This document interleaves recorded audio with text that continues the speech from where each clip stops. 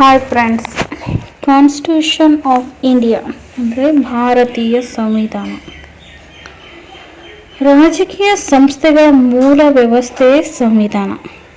ಅಲ್ಲದೆ ಸಂವಿಧಾನವೆಂಬುದು ಅಧಿಕಾರ ಬಾಂಧವ್ಯದ ಆತ್ಮಕಥನವೂ ಆಗಿದೆ ಅಂತ ಹರ್ಮನ್ ಫೈನರ್ ಎಂಬುವರು ಹೇಳಿದ್ದಾರೆ.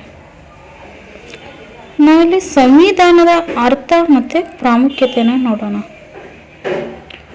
ಸಂವಿಧಾನ ಎಂಬ ಪಾರಿಭಾಷಿಕ ಪದ ಸರ್ಕಾರ ಮತ್ತು ಪ್ರಜೆಗಳನ್ನ ನಿಯಂತ್ರಿಸುವ ಸಮಸ್ತ ನಿಯಮ ನಿಬಂಧನೆಗಳನ್ನ ಸಮುಚ್ಚಯವನ್ನು ಸೂಚಿಸ್ತದೆ. ಅಂದರೆ ಇಲ್ಲಿ ಸಂವಿಧಾನ ಅನ್ನೋ ಏನು ಒಂದು ಪದ ಇದೆಯಲ್ಲ, ಅದು ಸರ್ಕಾರ ಪ್ರಜೆಗಳನ್ನ ನಿಯಂತ್ರಿಸುವಂತಹ ನಿಯಮ ನಿಬಂಧನೆಗಳನ್ನ ಸೂಚಿಸ್ತದೆ ಅಂತ. ಪ್ರತಿ ರಾಷ್ಟ್ರಕ್ಕೂ ತನ್ನದೇ ಆದ ಸಂವಿಧಾನ ಇದೆ. ಅಂದರೆ ಪ್ರತಿಯೊಂದು ರಾಷ್ಟ್ರ ಕೂಡ ತನ್ನದೇ ಆದಂಥ ಸಂವಿಧಾನನ ಹೊಂದಿದೆ.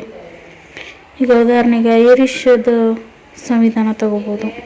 ಹಾಗೆ ಒಂದೊಂದು ದೇಶದ್ದು ಒಂದೊಂದು ಸಂವಿಧಾನ. ಅದು ರಾಷ್ಟ್ರದ ಇಡೀ ರಾಜಕೀಯ ವ್ಯವಸ್ಥೆಯ ನೀತಿ, ನಿಯಮ, ನಿಯಂತ್ರಣ ಅಂದರೆ ಒಂದು ಚೌಕಟ್ಟಿನೊಳಗೆ ಕಾರ್ಯನ ನಿರ್ವಹಿಸ್ತದೆ. ಅಂದರೆ ಒಂದು ಚೌಕಟ್ಟಿನ ಒಳಗಡೆ ಕೆಲಸ ಮಾಡುತ್ತೆ. ಈ ನೀತಿ ನಿಯಮಗಳು ಲಿಖಿತ ಅಥವಾ ಅಲಿಖಿತ ರೂಪದಲ್ಲಿ ಇರ್ಬೋದು. ಅಂದರೆ ಬರವಣಿಗೆ ರೂಪ ಅಥವಾ ಬರವಣಿಗೆ ಇಲ್ಲದೇ ಇರೋ ರೂಪದಲ್ಲಿ ಕೂಡ ನೀತಿ ನಿಯಮಗಳು ಅನ್ವಯ ಆಗುತ್ತೆ ಅಂತ. ಸರ್ಕಾರ ಈ ನಿಯಮಗಳ ಅಡಿಯಲ್ಲಿ ಸಂಘಟಿತವಾಗಿರ್ತದೆ. ಅಂದರೆ ಈ ನಿಯಮಗಳನ್ನ ಅನುಸರಿಸುತ್ತೆ ಯಾವುದು ಸರ್ಕಾರ. ಅಂದರೆ ಇದ್ರ ಮೂಲಕ ಸಂವಿಧಾನ ಸರ್ಕಾರಕ್ಕೆ ಮಾರ್ಗದರ್ಶನ ನೀಡುತ್ತದೆ. ಅಂದರೆ ಈ ಸರ್ಕಾರ ಮುಂದೆ ಯಾವುದಾದ್ರೂ ಒಂದು ಹೆಜ್ಜೆ ಇಡಬೇಕು ಅಂದರೆ ಯಾವುದಾದ್ರೂ ಯೋಜನೆ ಜಾರಿಗೆ ತರೋದಿರಲಿ ಅಥವಾ ಯಾವುದೋ ಒಂದು ಕೆಲಸ ಮಾಡೋದಾಗಿರಲಿ, ಅದು ಸಂವಿಧಾನ ಅದಕ್ಕೆ ಅಂದರೆ ಸರ್ಕಾರಕ್ಕೆ ಮಾರ್ಗದರ್ಶನ ನೀಡ್ತದೆ.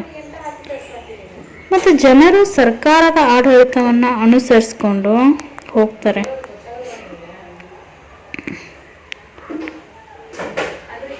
ಇದರಿಂದಾಗಿ ರಾಜ್ಯದೊಳಗೆ ಆಳುವವರು ಮತ್ತು ಆಳಲ್ಪಡುವವರು ಇವ್ರ ನಡುವೆ ಸೌಹಾರ್ದಯುತ ಸಂಬಂಧ ಏರ್ಪಡಲು ಸಾಧ್ಯವಾಗ್ತದೆ. ಅಂದರೆ ಒಂದು ಒಳ್ಳೆ ರೀತಿಯ ಭಾವನೆ ಆಳುವವರು ಮತ್ತು ಆಳಲ್ಪಡುವವರ ಮಧ್ಯೆ.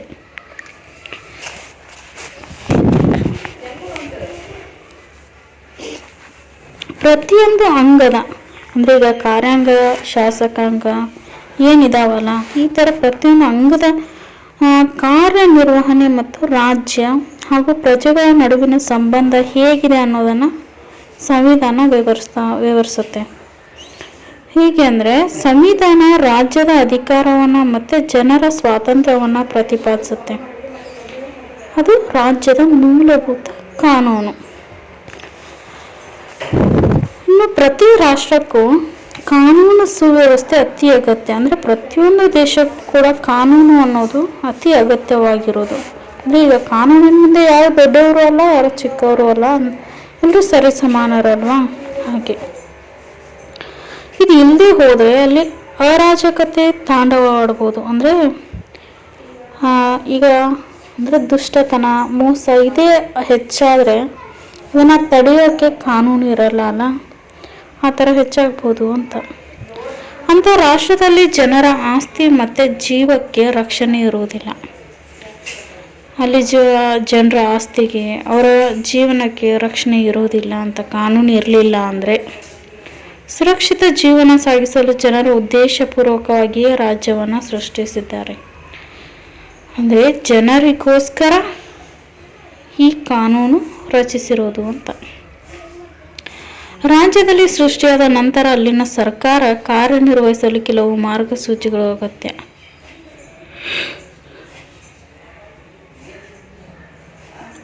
ಎಂಬ ಅರಿವು ಜನರಲ್ಲುಂಟಾಯಿತು. ಇಂಥ ಒಂದು ಪರಮ ಅಗತ್ಯವೇ ಸಂವಿಧಾನದ ಸೃಷ್ಟಿಗೆ ನಾಂದಿತು. ಅಂದರೆ ಇಲ್ಲಿ ಜನರು ಏನಿದಾರಲ್ಲ, ಪ್ರಜೆಗಳು, ಅವರ ಅಗತ್ಯಕ್ಕೆ, ಅವರ ಅರಿವಿಗೆ, ಜನರಲ್ಲಿ ಉಂಟಾಗಬೇಕಾದಂಥ ಅರಿವಿಗೆ ಮತ್ತು ಅವರು ಹೇಗೆ ಜೀವನ ಅಂದರೆ ಸುಲಭವಾಗಿ ಜೀವನ ನಡೆಸೋದಕ್ಕೆ ಮಾರ್ಗದರ್ಶಕವಾಗಿ ಸಹಾಯ ಆಗುವ ಸಲುವಾಗಿ ಈ ಸಂವಿಧಾನ ಸೃಷ್ಟಿಯಾಗಿತ್ತು. ಇನ್ನು ಇಂದು ನಾವು ಸಂವಿಧಾನ ಎಂದು ಕರೆಯುವಂತಹ ಮಾರ್ಗದರ್ಶಕ ನಿಯಮಗಳು ಆರಂಭದಲ್ಲಿ ರೂಢಿ ಮತ್ತು ಸಂಪ್ರದಾಯ ರೂಪದಲ್ಲಿ ಬೆಳೆದು ಬಂದಿರಬಹುದು, ಅಥವಾ ಒಂದು ನಿರ್ದಿಷ್ಟ ದಿನದಂದು ಉದ್ದೇಶಪೂರ್ವಕವಾಗಿ ಕಾನೂನಿನ ಮೂಲಕ ಜಾರಿಗೊಂಡಿರ್ಬೋದು. ಅಂದರೆ ಹಿಂದಿನ ಕಾಲದಲ್ಲಿ ಏನು ಇದ್ರಲ್ಲ ಜನರು, ಅವರು ಅನುಸರಿಸಿದಂಥ ರೂಢಿ ಪದ್ಧತಿ ಸಂಪ್ರದಾಯಗಳೇ ಕಾನೂನಾಗಿರ್ಬೋದು, ಅಥವಾ ಯಾವತ್ತಾದರೂ ಒಂದಿನ ಇದನ್ನು ಜಾರಿಗೂ ಕೂಡ ತಂದಿರಬಹುದು ಅಂತ ಅಭಿಪ್ರಾಯ ಪಡ್ತಾರೆ. ರಾಜ್ಯದೊಳಗೆ ಶಾಂತಿ ಮತ್ತು ಸುವ್ಯವಸ್ಥೆ ತರುವ ಉದ್ದೇಶದಿಂದ ಈ ಸಂವಿಧಾನನ ರೂಪಿಸಲಾಗಿರುವುದಂತೂ ನಿಜ.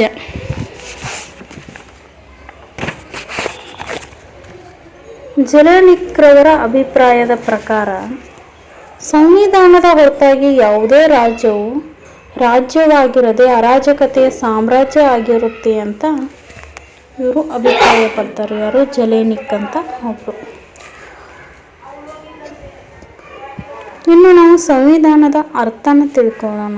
ಸಂವಿಧಾನ ಅನ್ನುವ ಪದ ಅಂದರೆ ಕಾನ್ಸ್ಟಿಟ್ಯೂಟ್ ಎಂಬ ಆಂಗ್ಲ ಪದದಿಂದ ತೆಗೆದುಕೊಳ್ಳಲಾಗಿರೋದು. ಅದರ ಅರ್ಥ ರಚಿಸುವಾಗ ಸ್ಥಾಪಿಸು ಅಥವಾ ಜೋಡಿಸು ಅನ್ನೋ ಅರ್ಥ ಬರುತ್ತೆ. ಇದೊಂದು ಸಮುದಾಯ ಅಥವಾ ಸಂಘದ ರಚನೆ, ಅದರ ಕಾರ್ಯನಿರ್ವಹಣೆಗೆ ಸಂಬಂಧಿಸಿದೆ. ಈ ಅರ್ಥದಲ್ಲಿ ಸಂವಿಧಾನ ಎಂಬ ಪದನ ಬಳಸಿದರೆ ಆಗ ಅದು ಒಂದು ರಾಜಕೀಯ ಪಕ್ಷ, ಕಾರ್ಮಿಕ ಸಂಘಟನೆ ಅಥವಾ ಸಂಘ ಸಂಸ್ಥೆಗಳ ನಿಯಮಗಳ ವ್ಯವಸ್ಥೆಯನ್ನು ಮಾತ್ರ ಸೂಚಿಸುತ್ತದೆ. ಅಲ್ಲದೆ ದಿನನಿತ್ಯದ ಆಡುಭಾಷೆಯಲ್ಲಿ ನಾವು ಕಾನ್ಸ್ಟಿಟ್ಯೂಷನ್ ಎಂಬ ಪದವನ್ನು ಮಾನವ ಶರೀರದ ಭೌತಿಕ ರಚನೆಯನ್ನು ಸಾಂಕೇತಿಸಲು ಬಳಸುವುದು ಕೂಡ ಇದೆ. ಹೀಗೆ ಈ ಪದನ ಬಹಳ ಸಡಿಲ ರೀತಿಯಲ್ಲಿ ಅಥವಾ ವಿಭಿನ್ನ ಅರ್ಥಗಳಲ್ಲಿ ಬಳಸುವ ಅವಕಾಶ ಇದೆ.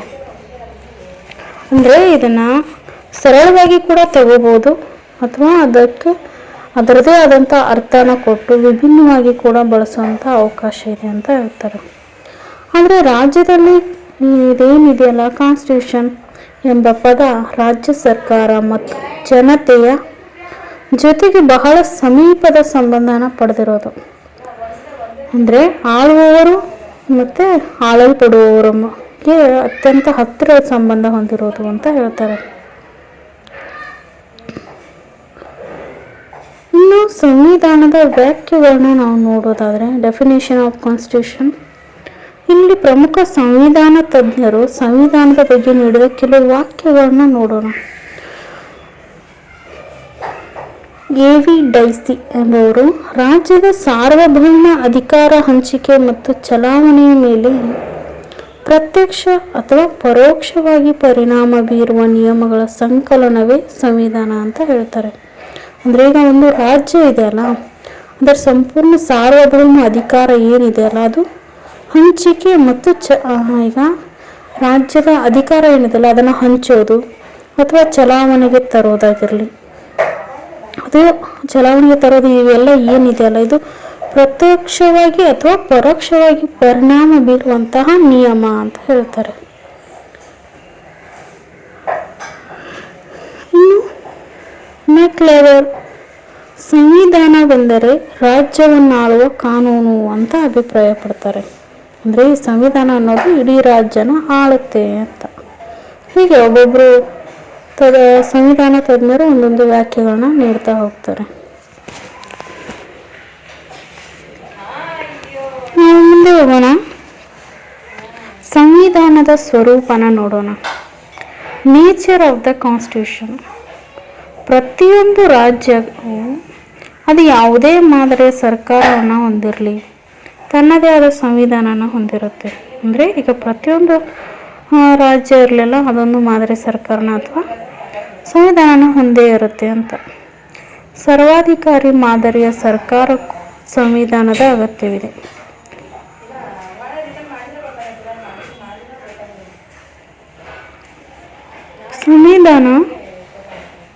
ಸಂವಿಧಾನದ ಸ್ವರೂಪ ಸರ್ಕಾರದ ಮಾದರಿಯನ್ನು ಅನುಸರಿಸಿ ಭಿನ್ನವಾಗಿರ್ತದೆ. ಈ ಕೆಳಗಿನ ಅಂಶಗಳು ಸಂವಿಧಾನದ ಸಾಮಾನ್ಯ ಸ್ವರೂಪನ ತಿಳಿಸುತ್ತೆ. ಏನು ಅಂದರೆ ಒಂದು ರಾಜ್ಯದಲ್ಲಿ ಸರ್ಕಾರದ ಮಾದರಿಯನ್ನು ವಿವರಿಸುವ ಮೂಲ ಕಾನೂನುಗಳು ಮತ್ತು ತತ್ವಗಳನ್ನ ಸಾಮೂಹಿಕವಾಗಿ ಸಂವಿಧಾನ ಅಂತ ಅಂತೀವಿ. ಅಂದರೆ ಈಗ ಎಕ್ಸಾಂಪಲ್ ಆಗಿ ಒಂದು ರಾಜ್ಯ ಇದೆ, ಆ ರಾಜ್ಯದಲ್ಲಿ ಒಂದು ಸರ್ಕಾರದ ಮಾದರಿ ಇದೆ, ಅದನ್ನು ವಿವರಿಸುವಂತಹ ಮೂಲ ಕಾನೂನು ಮತ್ತು ಅದೇನು ತತ್ವಗಳು ಬರುತ್ತಲ್ಲ ಅದೇ ಸಂವಿಧಾನ ಅಂತ. ಸಂವಿಧಾನದ ಸ್ವರೂಪನ ರಾಜ್ಯದ ರಾಜಕೀಯ ವ್ಯವಸ್ಥೆ ನಿರ್ಧರಿಸ್ತದೆ.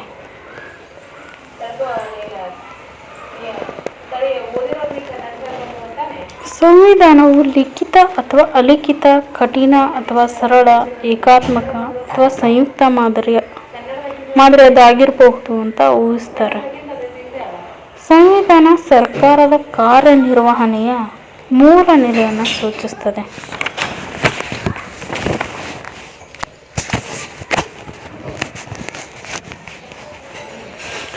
ಸಂವಿಧಾನದ ನಿಯಮಗಳನ್ನ ಶಾಸಕಾಂಗ ಮಾಡಿದ ಕಾನೂನುಗಳಿಗಿಂತಲೂ ಶ್ರೇಷ್ಠವಾದವು ಅಂತ ಪರಿಗಣಿಸ್ತಾರೆ.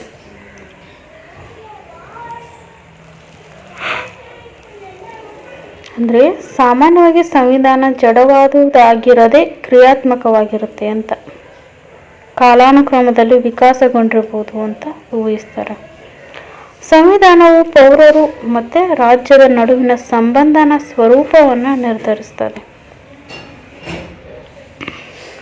ನೆಕ್ಸ್ಟ್ ನಾವು ಸಿಗ್ನಿಫೈಸ್ ಆಫ್ ದ ಕಾನ್ಸ್ಟಿಟ್ಯೂಷನ್, ಸಂವಿಧಾನದ ಮಹತ್ವನ ನೋಡೋಣ. ಪ್ರತಿಯೊಂದು ಸ್ವತಂತ್ರ ಸಾರ್ವಭೌಮ ರಾಷ್ಟ್ರವು ಸಂವಿಧಾನನ ಹೊಂದಿರುತ್ತೆ. ಅದೇ ಅಂದರೆ ಜಾಸ್ತಿ ಪದೇ ಅದನ್ನೇ ಬಳಸಿರೋದು. ಮಹತ್ವ ಆಗಿರಲಿ, ಅದರ ಸ್ವರೂಪವಾಗಿರಲಿ, ವ್ಯಾಖ್ಯಾನ ಆಗಿರಲಿ.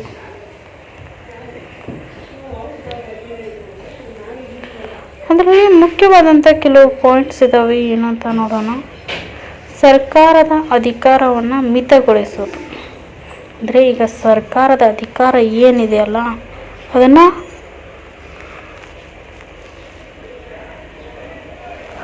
ಮಿತಗೊಳಿಸೋದು, ಅಂದರೆ ಕಡಿಮೆ ಮಾಡೋದು ಅಥವಾ ಹಿಡಿತಕ್ಕೆ ತಗೊಳ್ಳೋದು. ಅಂದರೆ ಸರ್ಕಾರ ತನ್ನ ಎಲ್ಲೇ ಮೀರಿ ವರ್ತಿಸದೆ ಸಂವಿಧಾನದ ನಿಯಮಗಳಿಗೆ ಬದ್ಧವಾಗಿರಬೇಕು ಅನ್ನೋದು ಇದರ ಅರ್ಥ. ಜನರ ಮೂಲಭೂತ ಹಕ್ಕುಗಳನ್ನ ರಕ್ಷಿಸೋದು. ಅಂದರೆ ಈಗ ಸಂವಿಧಾನವು ಜನರ ಹಕ್ಕುಗಳನ್ನ ಪ್ರತಿಪಾದಿಸಿದರೆ ಅವುಗಳ ರಕ್ಷಣೆ ಸುಲಭ ಮತ್ತು ಸಾಧ್ಯ ಆಗುತ್ತೆ. ಸರ್ಕಾರ ಮತ್ತು ಪ್ರಜೆಗಳ ನಡುವೆ ಉತ್ತಮ ಬಾಂಧವ್ಯನ ಸ್ಥಾಪಿಸೋದು. ಅಂದರೆ ಈಗ ಸುಮಾರು ಜನರಿಗೆ ಸರ್ಕಾರದ ಮೇಲೆ ಅಪನಂಬಿಕೆ ಇರುತ್ತೆ. ಅಂದರೆ ಕಾನೂನು ಏನು ಮಾಡುತ್ತೆ, ಏನು ಸಹಾಯ ಮಾಡಲ್ಲ, ಆ ಥರದ್ದು. ಇದೆಲ್ಲನೂ ತೆಗೆದುಹಾಕಿ ಒಂದು ಒಳ್ಳೆಯ ರೀತಿಯ ಅಭಿಪ್ರಾಯ ಬರಬೇಕು ಅನ್ನೋದು ಸಂವಿಧಾನದ ಮಹತ್ವ. 4ನೇ ಪಾಯಿಂಟ್ ನೋಡೋದಾದರೆ ರಾಜ್ಯದ ಧ್ಯೇಯ ಧೋರಣೆಗಳನ್ನ ಪ್ರತಿಫಲಿಸ್ತದೆ. ಅಂದರೆ ರಾಜ್ಯದಲ್ಲಿ ಏನೆಲ್ಲ ನಿಯಮಗಳಿದಾವೆ ನೋಡಿ, ಧ್ಯೇಯ ಆಗಿರಲಿ, ಧೋರಣೆಗಳನ್ನ ಪ್ರತಿಫಲಿಸುತ್ತದೆ. ಅಂದರೆ ಅದನ್ನು ಪಾಲಿಸುತ್ತೆ ಅಂತ.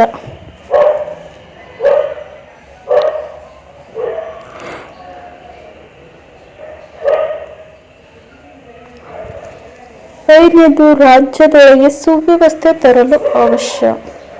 ಅಂದರೆ ಒಳ್ಳೆಯ ರೀತಿಯಾಗಿ ರಾಜ್ಯವನ್ನು ಆಳಬೇಕು.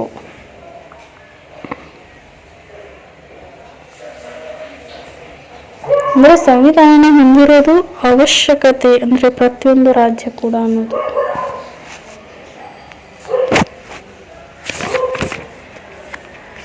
ಸಂವಿಧಾನಾತ್ಮಕ ಸರ್ಕಾರದ ಮುಖ್ಯ ಲಕ್ಷಣಗಳನ್ನ ನೋಡೋದಾದರೆ, ಸಂವಿಧಾನವೇ ಸರ್ಕಾರವನ್ನು ಸೃಷ್ಟಿಸಿ ಅದರ ಅಧಿಕಾರಕ್ಕೆ ತಡೆ ಒಡ್ತದೆ. ಅಂದರೆ ಈಗ ಸಂವಿಧಾನ ಅನ್ನೋದು ಏನಿದೆಯಲ್ಲ ಅದು ಸರ್ಕಾರನ ಸೃಷ್ಟಿ ಮಾಡುತ್ತೆ. ಆಮೇಲೆ ಇದು ಸರ್ಕಾರ ಎಲ್ಲಿ ಮೀರಿ ಹೋಗಬಾರ್ದಂತ ಅದರ ಅಧಿಕಾರಕ್ಕೆ ತಡೆಯನ್ನು ಕೂಡ ಒಡ್ಡುತ್ತೆ.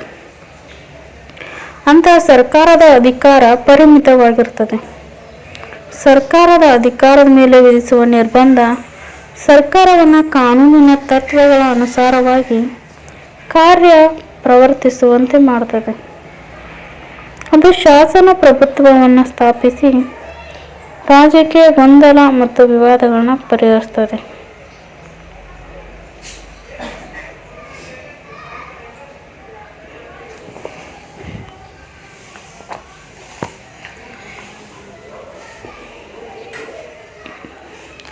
ಭಾರತೀಯ ಸಂವಿಧಾನದ ರಚನಾ ಕಾರ್ಯ ಮತ್ತು ಸಂವಿಧಾನದ ರಚನಾ ಸಭೆಯನ್ನು ನೋಡೋದಾದರೆ ಇಲ್ಲಿ ಕೆಲವು ಇಂಪಾರ್ಟೆಂಟ್ ಪಾಯಿಂಟ್ಸ್ ಇದ್ದಾವೆ. ಪಾಯಿಂಟ್ಸ್ ಮಾತ್ರ ಹೇಳ್ತಾ ಹೋಗ್ತೀನಿ. ಈ ಭಾರತೀಯ ಸಂವಿಧಾನದ ರಚನೆ ಸುಲಭದ ಕಾರ್ಯವಾಗಿರಲಿಲ್ಲ. ಇದರಲ್ಲಿ ಅನೇಕ ಸಮಸ್ಯೆಗಳಿದ್ವು. ಸ್ವತಂತ್ರಗೊಳ್ಳಲಿದ್ದ ಭಾರತೀಯ ಆಶಯಗಳು, ನಿರೀಕ್ಷೆಗಳು ಮುಗಿಲೆತ್ತರಕ್ಕೆ ಬೆಳೆದು ನಿಂತಿದ್ವು. ಜೊತೆಗೆ ವಿಶಾಲ ಭಾರತ, ಅನೇಕ ವೈವಿಧ್ಯತೆ, ಸಂಕೀರ್ಣತೆಗಳು ಸಂವಿಧಾನದ ರಚನೆಯ ಕೆಲಸವನ್ನು ಮತ್ತಷ್ಟು ಕ್ಲಿಷ್ಟಗೊಳಿಸಿದ್ವು. ಆದರೆ ಈ ಎಲ್ಲ ಕಷ್ಟಗಳಿಂದ ಪಾರಾಗುವ ಅದಮ್ಯ ಇಚ್ಛೆ ಮತ್ತು ಭಾರತದ ರಾಜಕೀಯ ಭವಿಷ್ಯವನ್ನು ನಿರ್ಧರಿಸುವಂಥ ಆಕಾಂಕ್ಷೆ ಭಾರತೀಯರಲ್ಲಿ ಹೆಚ್ಚು ಪ್ರಬಲವಾಗಿತ್ತೆಂದರೆ, ಸ್ವಾತಂತ್ರ್ಯ ಸಿಕ್ಕಿದ 3 ವರ್ಷಗಳೊಳಗೆ ನಾವು ನಮ್ಮ ಲಿಖಿತ ಸಂವಿಧಾನವನ್ನು ಜಾರಿಗೆ ತಂದೆವು.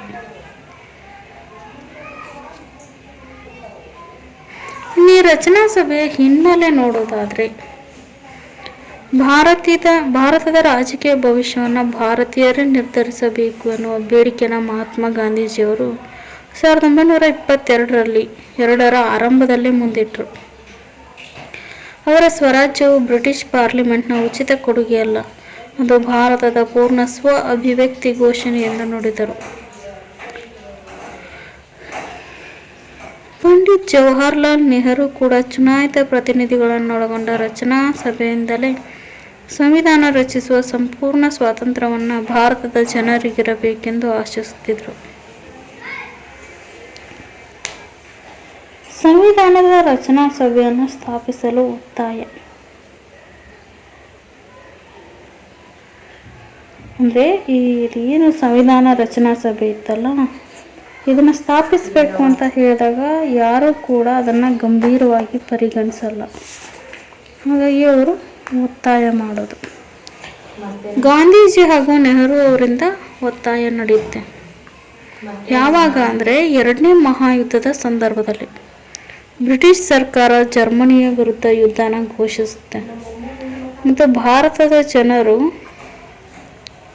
ಅಥವಾ ಅದರ ಪ್ರತಿನಿಧಿಗಳ ಒಪ್ಪಿಗೆ ಇಲ್ಲದೆ ಭಾರತವನ್ನು ಕೂಡ ಯುದ್ಧದಲ್ಲಿ ಭಾಗಿಯಾಗುವಂತೆ ಮಾಡಿತು. ಇದರಿಂದ ಕಾಂಗ್ರೆಸ್ ಮುಖಂಡರಿಗೆ ನೋವುಂಟಾಗಿ ಕಾಂಗ್ರೆಸ್ ಬ್ರಿಟಿಷ್ ಸರ್ಕಾರದ ಜೊತೆಗೆ ಸಹಕಾರವನ್ನು ಹಿಂದಕ್ಕೆ ಪಡೆಯಿತು. ಅಲ್ಲದೆ ಅದು ಭಾರತದ ಸ್ವಾತಂತ್ರ್ಯವನ್ನು ಮಾನ್ಯ ಮಾಡಿತು. ಸಂವಿಧಾನದ ಸಭೆಯ ಭಾರತೀಯರಿಗೆ ಸಂವಿಧಾನ ರಚಿಸಲು ಇರುವ ಹಕ್ಕನ್ನು ಮಾನ್ಯ ಮಾಡಲು ಬ್ರಿಟಿಷರು ಒತ್ತಾಯಿಸಿದರು. ಮಹಾತ್ಮ ಗಾಂಧೀಜಿಯವರು ತಮ್ಮ ಹರಿಜನ್ ಪತ್ರಿಕೆಯಲ್ಲಿ ಮತ್ತು ಜವಾಹರ್ಲಾಲ್ ನೆಹರು ಅವರು ದ ಯೂನಿಟಿ ಆಫ್ ಇಂಡಿಯಾ ಪತ್ರಿಕೆಗಳಲ್ಲಿ ಸಂವಿಧಾನ ರಚನೆ ಸಭೆ ಬಗ್ಗೆ ತಮ್ಮ ಅಭಿಪ್ರಾಯಗಳನ್ನ ಲೇಖನ ಮೂಲಕ ತಿಳಿಸ್ತಾರೆ. ಇದು ಈ ಸಂವಿಧಾನ ರಚನೆಯ ಹಿನ್ನೆಲೆ. ಇನ್ನು ರಚನೆಯ ಸಭೆಯ ಸ್ವರೂಪ ನೋಡೋದಾದರೆ, ಸಂವಿಧಾನದ ಸ್ವರೂಪ ಹೇಗಿದೆ ಅಂದರೆ, ಈಗ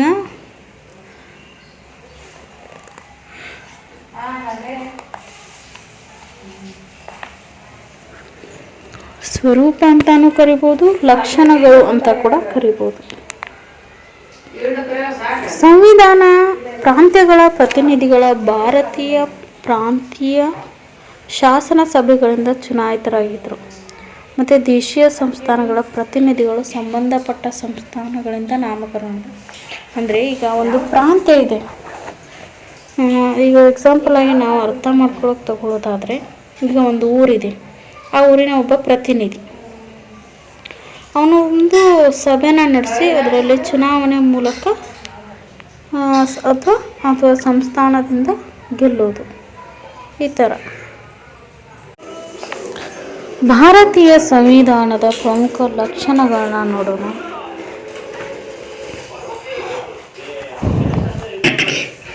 ಸುದೀರ್ಘ ಲಿಖಿತ ಸಂವಿಧಾನ ಅಂದರೆ ಭಾರತೀಯ ಸಂವಿಧಾನವನ್ನು ಸಂವಿಧಾನ ರಚನಾ ಸಭೆ 1949 ನವೆಂಬರ್ ತಿಂಗಳು 29ರಂದು ರಚಿಸಿತು. ಇದು ಪ್ರಪಂಚದಲ್ಲಿ ಅತ್ಯಂತ ದೊಡ್ಡ ಮತ್ತು ಸುದೀರ್ಘ ಲಿಖಿತ ಸಂವಿಧಾನ. ನಮ್ಮ ಮೂಲ ಸಂವಿಧಾನ 395 ವಿಧಿಗಳನ್ನ ಅಂದರೆ 395 ಆರ್ಟಿಕಲ್ಸ್, 8 ಅನುಸೂಚಿಗಳನ್ನ, 8 ಶೆಡ್ಯೂಲ್ಸ್ ಮತ್ತು 22 ವಿಭಾಗಗಳು 22 ಪಾರ್ಟ್ಸ್ನ ಒಳಗೊಂಡಿದೆ. ಕಾಲಾಂತರದಲ್ಲಿ ನಮ್ಮ ಸಂವಿಧಾನಕ್ಕೆ ಹಲವಾರು ತಿದ್ದುಪಡಿಗಳನ್ನ ಮಾಡಲಾಗಿದೆ. ಇದರ ಫಲಶ್ರುತಿಯಾಗಿ ನಮ್ಮ ರಾಜ್ಯಾಂಗ ಘಟನೆಯು ಇಷ್ಟು ಸುದೀರ್ಘವಾಗಿ ಬೆಳೆದು ಬಂದಿದೆ. ಇದಲ್ಲದೆ ನಮ್ಮ ಸಂವಿಧಾನ ಎಷ್ಟು ಸುದೀರ್ಘವಾಗಿರಲು ಇನ್ನೂ ಹಲವು ಕಾರಣಗಳನ್ನ ಇವೆ. ಬ್ರಿಟಿಷ್ ಸರ್ಕಾರವು ಸ್ವತಂತ್ರ ಭಾರತ ಸರ್ಕಾರಕ್ಕೆ ಅಧಿಕಾರವನ್ನು ಹಸ್ತಾಂತರಿಸುವಾಗ ಆಡಳಿತ ವಿವರಣೆಗಳು ಅಗತ್ಯ ಎನ್ನುವುದು ಬ್ರಿಟಿಷ್ ಪಾರ್ಲಿಮೆಂಟ್ ಸದಸ್ಯರ ನಂಬಿಕೆಯಾಗಿತ್ತು. ಹಲವಾರು ವೈವಿಧ್ಯತೆಗಳಿಂದ ಕೂಡಿದ ವಿಶಾಲ ಭಾರತದಲ್ಲಿ ಏಕತೆ ಅಗತ್ಯ. ಭಾರತದಲ್ಲಿ ಸಂಯುಕ್ತ ರಾಷ್ಟ್ರ ಪದ್ಧತಿ ಇದೆ. ಹೀಗೆ ಹಲವು ಕಾರಣಗಳು. 2ನೇ ಪಾಯಿಂಟ್ ನೋಡೋದಾದ್ರೆ, ಸಾರ್ವಭೌಮ ಸಮಾಜವಾದಿ ಮತ ನಿರಪೇಕ್ಷ ಪ್ರಜಾಪ್ರಭುತ್ವ ಗಣರಾಜ್ಯ. ಅಂದರೆ ಭಾರತ ಸಾರ್ವಭೌಮ ರಾಷ್ಟ್ರ ಆಗಿದೆ. ಇದು ಪ್ರಪಂಚದ ಯಾವುದೇ ರಾಷ್ಟ್ರದ ಆಧಿಪತ್ಯಕ್ಕೆ ಒಳಪಟ್ಟಿಲ್ಲ. ಭಾರತ ಪ್ರಜಾಸತ್ತಾತ್ಮಕ ಸಮಾಜವಾದಿ ರಾಷ್ಟ್ರ. ಆದರೆ ಇದು ಒಂದು ಉದಾರೀಕರಣ ನೀತಿಯಿಂದ ಸಮಾಜವಾದರ ಮೋಹ ಕಡಿಮೆ ಆಗ್ತಿದೆ. ಸಮಾಜವಾದಿ ರಾಷ್ಟ್ರ ಯಾವಾಗ ರಾಷ್ಟ್ರದೊಳಗೆ ಅನೇಕ ಆರ್ಥಿಕ ಚಟುವಟಿಕೆಗಳನ್ನು ನಿಯಂತ್ರಿಸಲು ಬಯಸುತ್ತದೆ. ಭಾರತ ಮತ ನಿರಪೇಕ್ಷ ರಾಷ್ಟ್ರವೂ ಆಗಿದೆ.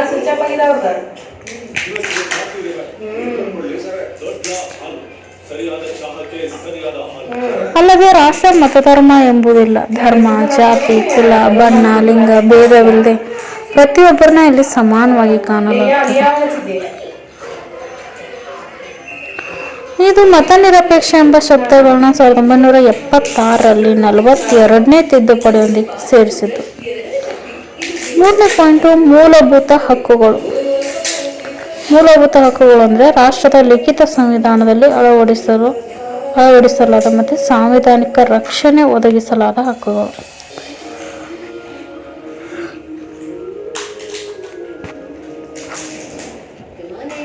ಹನ್ನೆರಡನೇ ವಿಧಿಯಿಂದ 35ನೇ ವಿಧಿವರೆಗೆ 6 ಮೂಲಭೂತ ಹಕ್ಕುಗಳ ಬಗ್ಗೆ ವಿವರಣೆಯನ್ನು ನೀಡಲಾಗಿದೆ. ಯಾವುದು ಅಂದರೆ ಸಮಾನತೆ ಹಕ್ಕು, ರೈಟ್ ಟು ಈಕ್ವಾಲಿಟಿ, ಸ್ವಾತಂತ್ರ್ಯದ ಹಕ್ಕು, ರೈಟ್ ಟು ಫ್ರೀಡಮ್, ಶೋಷಣೆ ವಿರುದ್ಧದ ಹಕ್ಕು, ರೈಟ್ ಅಗೇನ್ಸ್ಟ್ ಎಕ್ಸ್ಪ್ಲಾನೇಷನ್, ಧಾರ್ಮಿಕ ಸ್ವಾತಂತ್ರ್ಯದ ಹಕ್ಕು, right to freedom and religion, ಸಾಂಸ್ಕೃತಿಕ ಮತ್ತು ಶೈಕ್ಷಣಿಕ ಹಕ್ಕು, ಕಲ್ಚರಲ್ ಆಫ್ ಎಜುಕೇಷನಲ್ ರೈಟ್ಸ್, ಸಾಂವಿಧಾನಿಕ ಪರಿಹಾರ ಹಕ್ಕು, ರೈಟ್ ಟು ಕಾನ್ಸ್ಟಿಟ್ಯೂಷನಲ್ ರಿಮೈಡೀಸ್.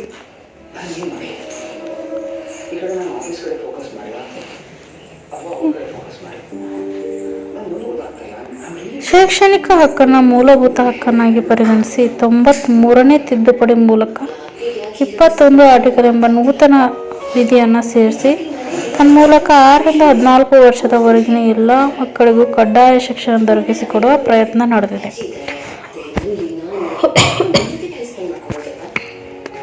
ಇನ್ನು 4ನೇ ಪಾಯಿಂಟು ರಾಜ್ಯ ನಿರ್ದೇಶಕ ತತ್ವಗಳು. ಅಂದರೆ ನಮ್ಮ ಸಂವಿಧಾನ ತನ್ನ 4ನೇ ವಿಭಾಗದಲ್ಲಿ ವಿಧಿ 36ರಿಂದ 51ರವರೆಗೆ 16 ರಾಜ್ಯ ನಿರ್ದೇಶಕ ತತ್ವಗಳ ಬಗ್ಗೆ ವಿವರಣೆ ನೀಡುತ್ತದೆ.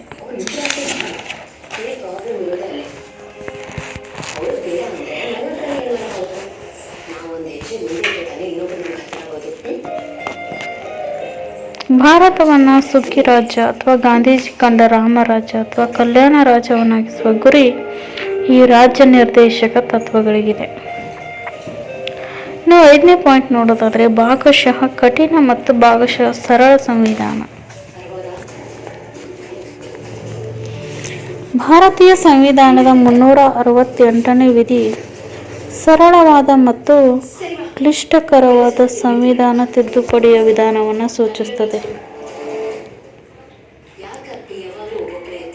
ನಮ್ಮ ಸಂವಿಧಾನವನ್ನು 3 ವಿಧಗಳಾಗಿ ತಿದ್ದುಪಡಿ ಮಾಡಬಹುದು. ಒಂದು ಕೇವಲ ಸರಳ ಬಹುಮತದೊಂದಿಗೆ ಕೇಂದ್ರದ ಸಂಸತ್ತು ಸಂವಿಧಾನದಿಂದ ಕೆಲವು ವಿಧಿಗಳನ್ನ ತಿದ್ದುಪಡಿ ಮಾಡಬಹುದು. ಎರಡನೇದು, ಇನ್ನು ಕೆಲವು ಭಾಗಗಳನ್ನ ತಿದ್ದುಪಡಿ ಮಾಡಲು ಸಂಸತ್ತಿನ ಎರಡು ಸದನಗಳ 2/3 ಬಹುಮತ ಅಗತ್ಯ. ಮೂರನೇದು, ಸಂವಿಧಾನದ ಇನ್ನು ಕೆಲವು ವಿಧಿಗಳನ್ನ ತಿದ್ದುಪಡಿ ಮಾಡಲು ಕೇವಲ ಸಂಸತ್ತಿನ 2/3 ವಿಶೇಷ ಬಹುಮತ ಮಾತ್ರ ಸಾಲದು.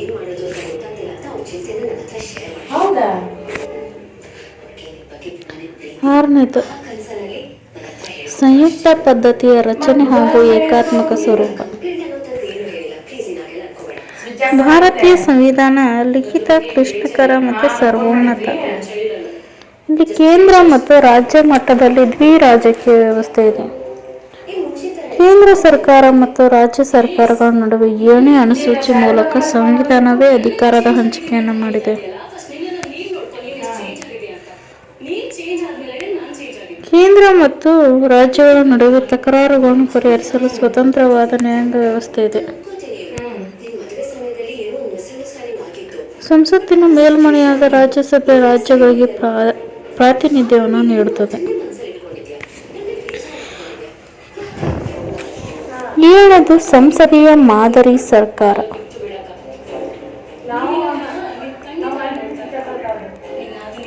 ಸಂಸದೀಯ ಮಾದರಿ ಪ್ರಜಾಪ್ರಭುತ್ವ ಪ್ರಾರಂಭವಾದದ್ದು ಇಂಗ್ಲೆಂಡಿನ ಕ್ಯಾಬಿನ್ ಮಾದರಿಯ ಸರ್ಕಾರವೆಂತಲೂ ಜವಾಬ್ದಾರಿಯುತ ಸರ್ಕಾರವೆಂತಲೂ ಕೂಡ ಪ್ರಸಿದ್ಧವಾಗಿದೆ.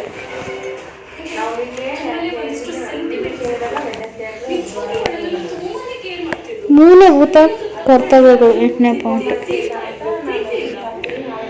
ಸಂವಿಧಾನಕ್ಕೆ ನಿಷ್ಠೆ ತೋರಿಸಬೇಕು. ಸಾಂವಿಧಾನಿಕ ಆದರ್ಶಗಳಿಗೆ, ಸಂಸ್ಥೆಗಳಿಗೆ ಗೌರವ ತೋರಿಸಬೇಕು. ರಾಷ್ಟ್ರಧ್ವಜ, ರಾಷ್ಟ್ರಗೀತೆಗಳನ್ನು ಗೌರವಿಸಬೇಕು. ಭಾರತದ ಸಾರ್ವಭೌಮತ್ವವನ್ನು, ಏಕತೆಯನ್ನು ಮತ್ತು ಸಮಗ್ರತೆಯನ್ನು ಸದಾ ಎತ್ತಿ ಹಿಡಿಬೇಕು. ಕರೆ ಬಂದಾಗ ರಾಷ್ಟ್ರ ರಕ್ಷಣೆಗೆ ಮತ್ತು ರಾಷ್ಟ್ರೀಯ ಸೇವಾ ಕಾರ್ಯಕ್ಕೆ ಸಿದ್ಧವಾಗಿರಬೇಕು. ಇತ್ಯಾದಿ. ಇನ್ನು 9ನೇದು, ಸಾರ್ವತ್ರಿಕ ವಯಸ್ಕ ಮತದಾನ. ಅಂದರೆ ಪ್ರಜಾಪ್ರಭುತ್ವ ವ್ಯವಸ್ಥೆಯಲ್ಲಿ ಪ್ರಜಾಪ್ರತಿನಿಧಿಗಳು ಚುನಾವಣೆ ಮೂಲಕ ನೇರವಾಗಿ ಜನರಿಂದ ಚುನಾಯಿಸಲ್ಪಡಬೇಕು. ಹಾಗಾಗಿ ಎಲ್ಲ ಪ್ರೌಢ ವಯಸ್ಕರಿಗೂ ಮತದಾನ ಹಕ್ಕನ್ನು ನೀಡಲಾಗುತ್ತದೆ. 10ನೇದು, ಸ್ವತಂತ್ರ ನ್ಯಾಯಾಂಗ ವ್ಯವಸ್ಥೆ ಮತ್ತು ನ್ಯಾಯಿಕ ವಿಮರ್ಶೆ. 11ನೇದು, ತುರ್ತು ಪರಿಸ್ಥಿತಿ ಘೋಷಣಾ ಅವಕಾಶಗಳು. ಅಂದರೆ ಅವಶ್ಯಕತೆ ಬಿದ್ದರೆ ಯುದ್ಧಕ್ಕೂ ಸಿದ್ಧವಾಗಿರಬೇಕು ಅಂತ. 12ನೇದು, ಏಕಪೌರತ್ವ. ಅಂದರೆ ನಮ್ಮ ದೇಶದ ಒಂದು ಏಕ ಪೌರತ್ವನ ಹೊಂದಿರುವುದು ನಾವು. ಅಖಿಲ ಭಾರತ ಸೇವೆಗಳು, ಎಕ್ಸಾಂಪಲ್ ಆಗಿ IAS, IPS, IFS ಇತ್ಯಾದಿ. ಈ ಥರದ್ದು ಇವೆಲ್ಲ ಅಖಿಲ ಭಾರತ ಸೇವೆಗಳು.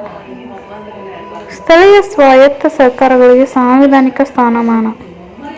ಪ್ರಜಾಪ್ರಭುತ್ವ ಬಲಗೊಳ್ಳಬೇಕಾದರೆ ಸ್ಥಳೀಯ ಸ್ವಯಂ ಆಡಳಿತ ಸರ್ಕಾರಗಳು ಪರಿಣಾಮಕಾರಿಯಾಗಿ ಕಾರ್ಯನಿರ್ವಹಿಸಬೇಕಾಗ್ತದೆ.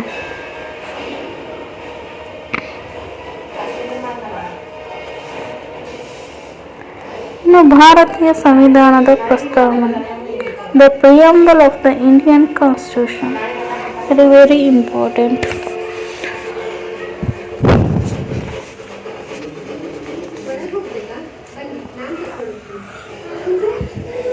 ಪ್ರತಿಯೊಂದು ಸಂವಿಧಾನವು ಪ್ರಸ್ತಾವನೆ ಮತ್ತು ಪೂರ್ವ ಪೀಠಿಕೆಯೊಂದಿಗೆ ಪ್ರಾರಂಭ ಆಗುತ್ತೆ.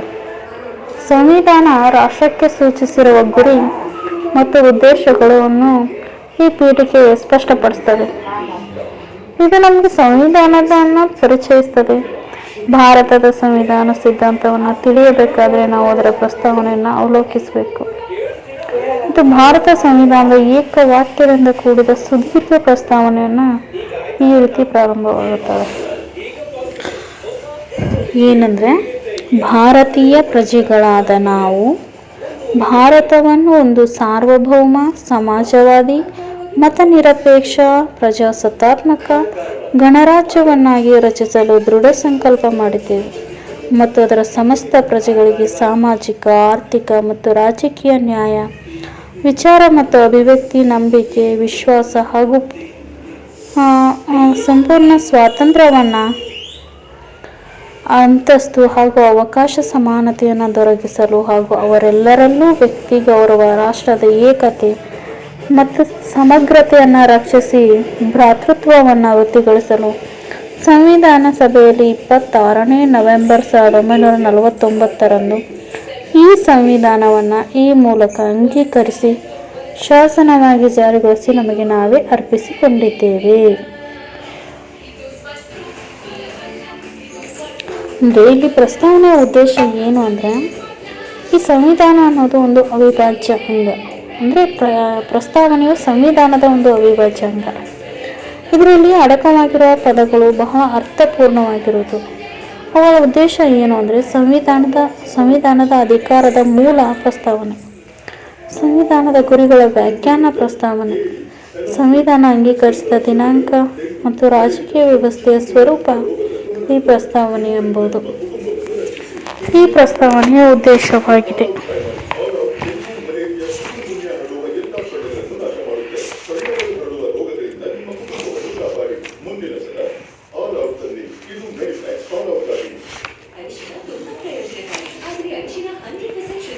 ಸಂವಿಧಾನ ಪ್ರಸ್ತಾವನೆಯ ಬಗೆಗೆ ಇರುವಂತಹ ಟೀಕೆಗಳು. ಸಂವಿಧಾನದ ಟೀಕೆಗಳೇನು ಅಂದರೆ, ಪ್ರಾತಿನಿಧಿಕವಾದುದಲ್ಲ, ಅಂದರೆ ನಾಟ್ ರೆಪ್ರೆಸೆಂಟೇಟಿವ್ ಅಂತ. ಭಾರತದ ಸಂವಿಧಾನದ ಪ್ರಸ್ತಾವನೆಯು ಅಧಿಕಾರದ ಮೂಲವನ್ನು ತಿಳಿಸಲು ಸಮಸ್ತ ಭಾರತೀಯರು ಎಂಬ ಪದವನ್ನು ಬಳಸ್ತದೆ. ಆದರೆ ಸಮಸ್ತ ಭಾರತೀಯರು ಸಂವಿಧಾನ ರಚನಾ ಸಭೆಯ ಸದಸ್ಯರನ್ನು ಆಯ್ಕೆ ಮಾಡಲು ಆಗ ನಡೆದ ಚುನಾವಣೆಯಲ್ಲಿ ನೇರವಾಗಿ ಭಾಗವಹಿಸಿರಲಿಲ್ಲ. ಅಲ್ಲದೆ ಸಂವಿಧಾನವನ್ನು ಸ್ವೀಕರಿಸುವ ಮೊದಲು ಯಾವುದೇ ಜನಮತಗಣನೆ ನಡೆದಿರಲಿಲ್ಲ. ಈ ರೀತಿ ವಾಸ್ತವವಾಗಿ ಸಂವಿಧಾನ ರಚನೆಯಲ್ಲಿ ಸಾಮಾನ್ಯ ಜನರ ಯಾವುದೇ ಪಾಲುದಾರಿಕೆ ಇದ್ದಿರಲಿಲ್ಲ.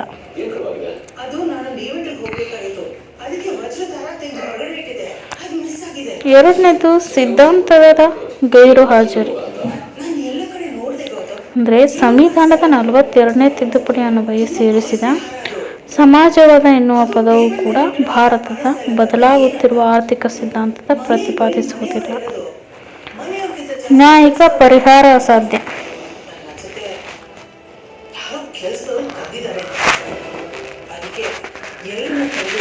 ಸಂವಿಧಾನದ ಪ್ರಸ್ತಾವನೆ ನ್ಯಾಯಾಂಗದ ಅಧಿಕಾರಕ್ಕೆ ಒಳಪಟ್ಟ ಭಾಗವಲ್ಲ. ಅದಕ್ಕೆ ನೈತಿಕ ಶ್ರೇಷ್ಠತೆ ಇದೆ ಅಂತ ಜಸ್ಟಿಸ್ ಬಿ ಗಜೇಂದ್ರಗಡ್ಕರ್ ಅವರು ಅಭಿಪ್ರಾಯಪಟ್ಟಿದ್ದಾರೆ. ಮತ್ತು ಪಾಶ್ಚಾತ್ಯ ಅನುಕರಣೆ ಅಂದರೆ ಸರ್ವೋಚ್ಚ ನ್ಯಾಯಾಲಯದ ಮುಖ್ಯ ನ್ಯಾಯಮೂರ್ತಿಗಳಾದ ಹಿದಾಯತುಲ್ಲಾರವರು ಭಾರತ ಸಂವಿಧಾನದ ಪ್ರಸ್ತಾವನೆಯು ಅಮೆರಿಕ ಸ್ವಾತಂತ್ರ್ಯ ಘೋಷಣೆಯನ್ನು ಹೋಲುತ್ತದೆ ಎಂದಿದ್ದಾರೆ.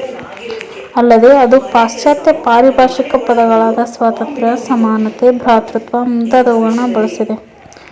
ಭಾರತದ ಧರ್ಮ ಮುಂತಾದ ಪದಗಳು ಕಡೆಗಣಿಸಿದೆ. ಅನೇಕ ಟೀಕಾಕಾರರ ಅಭಿಪ್ರಾಯದಂತೆ ಸಂವಿಧಾನದ ಪ್ರಸ್ತಾವನೆಯು ಎಲ್ಲೂ ಕೂಡ ಭಾರತದ ಸಾಂಪ್ರದಾಯಿಕ ನಿಘಂಟನ್ನು ಬಳಸಿಲ್ಲ. ಅಂತೆಯೇ ಇದರಲ್ಲಿ ನಮ್ಮತನ ಎಂಬುದೇ ಇಲ್ಲ ಎಂದು ಕಟಕಿಯಾಡಲಾಗಿದೆ. ಇನ್ನು ಭಾರತೀಯ ಸಂವಿಧಾನದ ರಾಜಕೀಯ ಜಾತಕ ಎಂದು ಸರಿಯಾಗಿಯೇ ಕರೆಯಲಾಗಿದೆ. ಭಾರ್ಗವ್ ಅವರ ಅಭಿಪ್ರಾಯದಂತೆ ಪ್ರಸ್ತಾವನೆಯು ಸಂವಿಧಾನದ ಅಮೂಲ್ಯ ಭಾಗವಾಗಿದೆ. ಅದು ಸಂವಿಧಾನದ ಆತ್ಮವಾಗಿದೆ, ಸಂವಿಧಾನದ ಕೀಲಿಕೈಯಾಗಿದೆ. ಅದು ಸಂವಿಧಾನದಲ್ಲಿ ಆಭರಣದ ಜೋಡಿ ಇದ್ದಂತೆ. ಹೀಗೆ ಸಂವಿಧಾನದ ಪ್ರಸ್ತಾವನೆಯು ಪ್ರಜಾಸತ್ತಾತ್ಮಕ ರಾಷ್ಟ್ರದ ಸನದಿನ ಸರಿಯಾದ ಅನುಕ್ರಮಣಿಯಾಗಿದೆ. ಅಂದರೆ ಇದು ಭಾರತೀಯ ಸಂವಿಧಾನ ಏನಿದೆಯಲ್ಲ, ಅದರಲ್ಲಿ ಲಕ್ಷಣಗಳು, ಪ್ರಸ್ತಾವನೆ, ಇದು ತುಂಬ ಮುಖ್ಯವಾಗಿರುವಂತಹ ಟಾಪಿಕ್. ಇಲ್ಲಿಗೆ ಭಾರತೀಯ ಸಂವಿಧಾನ ಚಾಪ್ಟರ್ ಮುಗಿಯುತ್ತೆ. ಯಾರೆಲ್ಲ ವಿಡಿಯೋನ ಹೊಸದಾಗಿ ನೋಡ್ತಾ ಇದ್ದೀರಾ, ಪ್ಲೀಸ್ ಸಬ್ಸ್ಕ್ರೈಬ್ ಮಾಡಿ. ಮತ್ತು ನಿಮ್ಮ ಫ್ರೆಂಡ್ಸಿಗೆಲ್ಲ ಯಾರಿಗೆಲ್ಲ ಅವಶ್ಯಕತೆ ಇದೆ ಭಾರತೀಯ ಸಂವಿಧಾನದ ಬಗ್ಗೆ ತಿಳ್ಕೊಳ್ಳೋದು, ಅವರಿಗೆಲ್ಲ ಶೇರ್ ಮಾಡಿ. ಇನ್ನೂ ಯಾವುದಾದ್ರೂ ವಿಷಯದ ಬಗ್ಗೆ ನಿಮಗೆ ವಿಡಿಯೋ ಬೇಕಾದರೆ ಕಮೆಂಟಲ್ಲಿ ತಿಳಿಸಿ. Thank you. Thank you for all watching. Watch this video. Thank you.